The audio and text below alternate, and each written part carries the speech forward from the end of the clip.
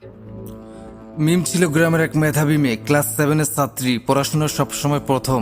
তার বাবা মার একটাই স্বপ্ন ছিল মিম বড় হয়ে ভালো কিছু করবে, তাদের মুখ উজ্জ্বল করবে। মিমও এই স্বপ্নকে বুকে নিয়ে প্রতিদিন স্কুলে যেত, নিয়মিত পড়াশোনা করত। কিন্তু স্কুলে এক নতুন ছেলের সঙ্গে মিমের পরিচয় হয়। ছেলেটির নাম আরিফ। সে দেখতে ভালো, কথা বলতে খুব মিষ্টি। আরিফ সবসময় মিমের সঙ্গে বন্ধুত্ব করার চেষ্টা করত। প্রথম দিকে মিম তার পড়াশোনার দিকেই মনোযোগী ছিল, কিন্তু আরিফের মিষ্টি কথায় সে একসময় তাকে বন্ধু হিসেবে গ্রহণ করে। আরিফ ধীরে ধীরে মিমকে আরো বেশি কাছে টানার চেষ্টা করতে লাগলো। কখনো বই দেওয়ার অজুহাতে, কখনো স্কুলের পরে দেখা করার অনুরোধ করে। মিম বুঝতে পারছিল না এটা কি শুধুই বন্ধুত্ব নাকি অন্য কিছু। একদিন আরিফ মিমকে বলল, তোমাকে আমি পছন্দ করি, তুমি আমার জীবনের সবচেয়ে গুরুত্বপূর্ণ মানুষ। এই কথাগুলো শুনে মিম বিভ্রান্ত হয়ে পড়ল। তার বয়স ছিল মাত্র 14 বছর। এইসব বিষয়ে তার কোনো অভিজ্ঞতা ছিল না। কিছুদিন পর আরিফ মিমকে পড়াশোনা বাদ দিয়ে সময় কাটানোর জন্য চাপ দিতে শুরু করলো। মিম তার কথা রাখতে গিয়ে স্কুল ফাঁকি দিতে লাগলো।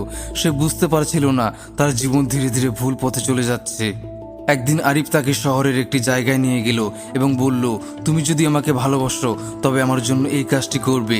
সেই কাজটি ছিল মিমের চরিত্র ও আত্মসম্মানের জন্য ভীষণ বিপজ্জনক। মিম প্রথম দিকে রাজি হয়নি, কিন্তু আরিফের কথায় সে মানসিক চাপে পড়ে এবং ভুল পথে পা বাড়ায়।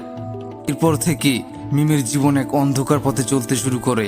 সে পড়াশোনায় আগের মতো মনোযোগ দিতে পারছিল না। স্কুলে তার ফলাফল খারাপ হতে শুরু করলো। একসময় তার বাবা মাও বিষয়টি বুঝতে পারলো। তারা জানতে পারলেন মিম এমন এক ছেলের সঙ্গে জড়িয়ে পড়েছে যে তার জীবন নষ্ট করছে।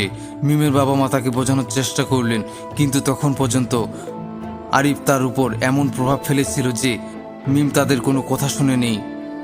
কিন্তু একদিন এক বড় ঘটনার পর মিম বুঝতে পারে আরিফ তাকে শুধু ব্যবহার করছে, তার কোনো ভবিষ্যৎ পরিকল্পনা নেই।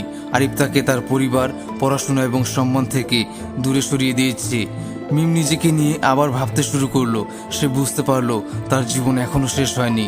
একদিন সে সাহস করে আরিফকে ছেড়ে চলে এলো। তার পরিবার এবং শিক্ষকদের সাহায্যে মিম আবারও পড়াশোনায় মনোযোগী হলো।